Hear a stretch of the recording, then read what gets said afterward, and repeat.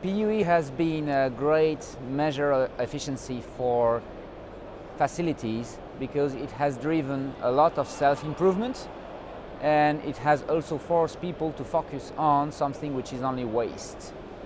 The goal of a data center is for IT to process a lot of data and give a certain useful output.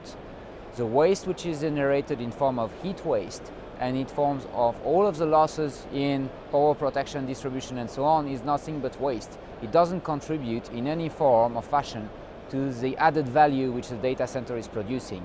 PUE is measuring that waste and helping people to focus on reducing that waste, which is why it's been a great metric to focus on for facility managers of data centers. PUE is difficult to measure, first because a lot of people are not measuring it continuously, they're measuring it at spot or they don't follow it continuously. The upcoming IEC 30134 regulation, which will be a standard on information technology efficiency, will define much more clearly how it's going to be calculated. And you have some very funny fringe cases, like when some servers manufacturer want to move batteries inside the server, which we believe is a bad idea because of the heat it generates and also of the stranded capacity of battery. Then this disappears from the PUE because it goes on the IT side currently in most of the cases. To your point, when you consolidate servers, you are going to decrease the IT load, but if you have an old data center with an old critical power chain, you're going to increase your PUE because your load is going to go down. Fortunately, with modern power chain, this problem is gone.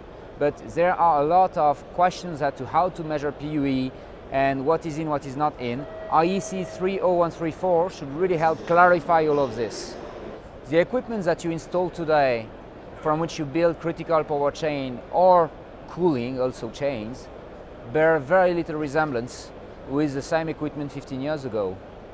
And if you take a look at the efficiency curve, for example, a modern UPS like those we manufacture, which has 3-level converters, which has modules that can be switched on and off instantaneously, that has DSPs that are doing real-time monitoring of the power that goes through, will maintain itself at more than 96% efficiency, whatever your load level.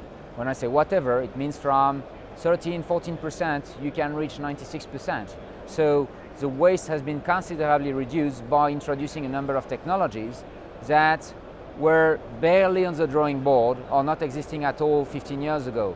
And today, if you use what's best in class in terms of design and technology, you can reach less than 1.2 in terms of PUE, which is 1.1 for power, 1.1 for cooling. So basically, the losses in power and cooling have been reduced to less than 10% only by deploying the most modern kit and the best practices, which is a huge improvement compared to what it was 10-15 years ago. And this is where I'm saying PUE has been pushing everybody to raise their game, to improve the material, improve the design practices, and make sure this is widely deployed.